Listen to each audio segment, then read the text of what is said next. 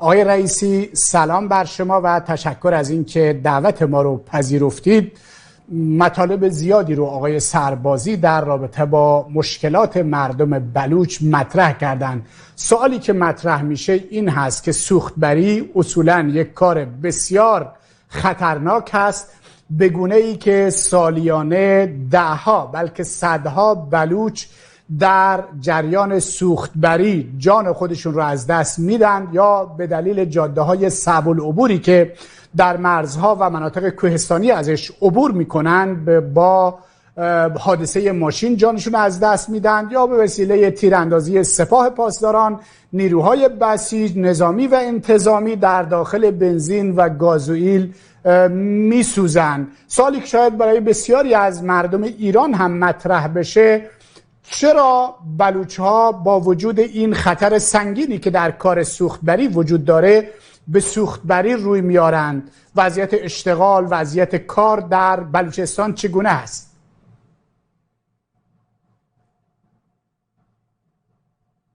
من صدای شما رو ندارم.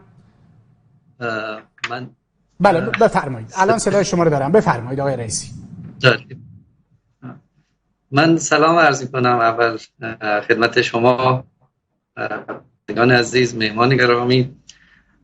خب بلوچستان همونطور که آخر بحث صحبت‌های آقای بلوچ من رسیدم میگفت که بلوچستان تحریم است و واقعا اینجوریه. در بلوچستان ما نه کارخانه‌ای داریم، نه هیچ اقدامی از سوی دولت، حاکمیت، نه تنها دولت فعلی، دولت‌های قبلی هم اومدن وعده دادن متاسفانه، ولی هیچ اقدامی در رابطه با اشتغال زایی و فراهم کردن زمینه کار برای شهروندان بلوچ رو ایجاد نکردن. متاسفانه بلوچ‌ها تنها منبعی که میتونن ازش استفاده کنن همین مرز هست. مرز هم که با توجه به طرح‌هایی که جدیداً دارن مطرح میکنن، همین طرح کدینگی که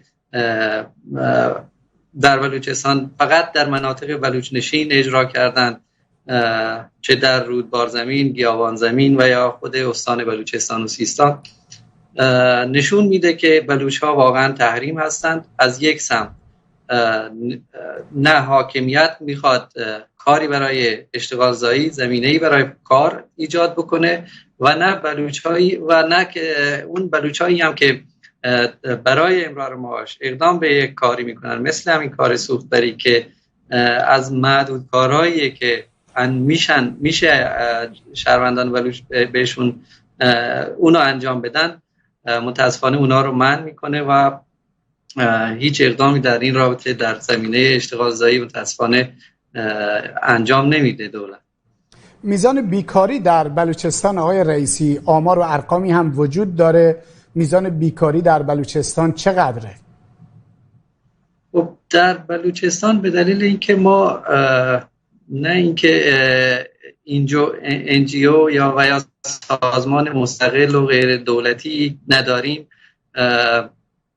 نمیشه یک آمار دقیق از مثلا نرخ بیکاری و یا کسایی که مثلا بدون شناسنامه هستند، مشکلاتی که مردم دارن اونجا، نمیشه یک آمار دقیق داد. ولی به ازان خود همین بله متاسفانه صدای بلوچستان. بله بفرمایید آقای رئیسی. برای لحظه صداتون قطع شد، برگشت. بفرمایید.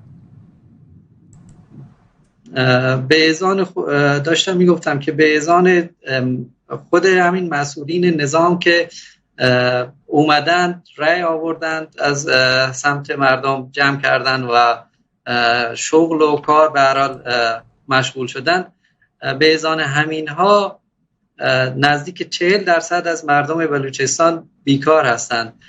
تازه این آماری هم که اونا میگن میشه بیشتر از این باشه، چون کسی که مثلا سر فلکه میره میشینه صبح تا شب تا یک کاری گیرش بیاد و یا ممکنه گیرش نیاد، برمیگرده خونه، اونم شاغل حساب میکنن. و یا کسی که مثلا کار مثلا دست فروشی میکنه، اونو هم شاغل حساب میکنن، در صورتی که در کشورهای توسعه یافته اینا شغل نیستن، اینا جزء اشتغال به حساب نمیان. آماری هم که مسئولان میگن همیشه یکی نیست. بعضی از مثلا نمایندگان میان میگن حدود 30%، بعضیا بیشتر، بعضیا کمتر. ولی آقای شهریاری صحبت از این کرده بود که 80% از مردم بلوچستان بیکارن و آقای پشنگ نماینده سابق خاش هم صحبت از این کرده بود که 60% از مردم بلوچستان بیکارن. واقعیت این است که بیش از 80% از جمعیت استان سیستان و بلوچستان بیکار هستند و مجبور میشن به کارهای خطرناک رو بیارن. خب آقای رئیسی، واقعیت این هست که تجربه 43 ساله نظام ولایت فقیه ثابت کرده که نظام برای مردم کاری انجام نمیده، کارخانه‌ای نمیزنه، زیرساختی ایجاد نمیکنه و هیچ زمینه‌ای که امتیازی نمیده که مردم اشتغال زایی بکنن. و به هر حال نه تنها اینکه کار نمیکنه، آقای سربازی اشاره کردند که گفتند در هر کل کشور ایران در واقع میزان باروری یا تولد فرزند باعث امتیاز در استخدام ها میشه، مگر در بلوچستان که این امتیاز رو سلب کردن. حالا سوال این هست که حالا که نظام نه تنها این که برای مردم بلوچ کاری انجام نمیده، بلکه کمر همت رو محکم بسته برای نابودی بلوچ و بلوچستان، آیا به نظر شما مردم میتونن به یکدیگر کمکی بکنن، کاری برای هم انجام بدن؟ راه حلی وجود دارد که بتونن اشتغال زایی بکنن، سرمایه‌داران بلوچ، علمای بلوچ کاری بکنن؟ آیا راه حلی در این زمینه وجود داره؟ ببینید، تجربه نشون داده که همیشه مردم هستن که به داد مردم میرسن. در اتفاقات اخیر، بلایای طبیعی که ما داشتیم اخیراً در زراوات، مثلا اون یاسین که غرق شده بود، نشون دادن که مردم خودشون میتونن به داد یکدیگر برسن. به نظر من با توجه به اینکه اشتغال ما نداریم در بلوچستان، زمینه کار رو دولت فراهم نکرده، این میتونه سرمایه‌داران بلوچ رو ترغیب بکنه که خودشون بیان سرمایه گذاری کنن در بلوچستان.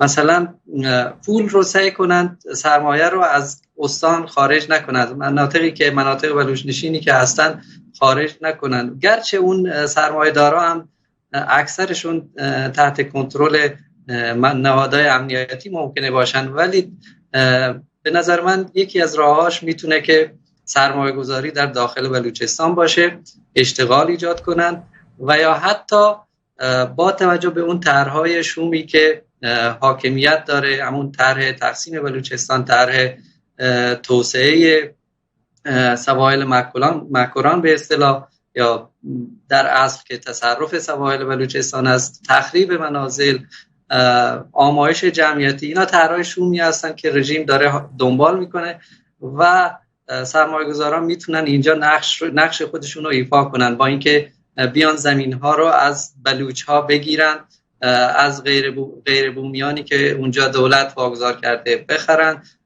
منازلی رو، مثلا منازل مخصوصا بندر اقیانوس چابهار که الان در رأس توجهات حاکمیت قرار گرفته، میتونن اونجا سرمایه گذاری کنن، منزل بخرن و سرمایه خودشون تلاش کنن که نه از بلوچستان خارج نکنن. ممنون و متشکر آقای مسعود رئیسی، مدیر وبسایت خبری رسان، که در این برنامه ما رو همراهی کردید.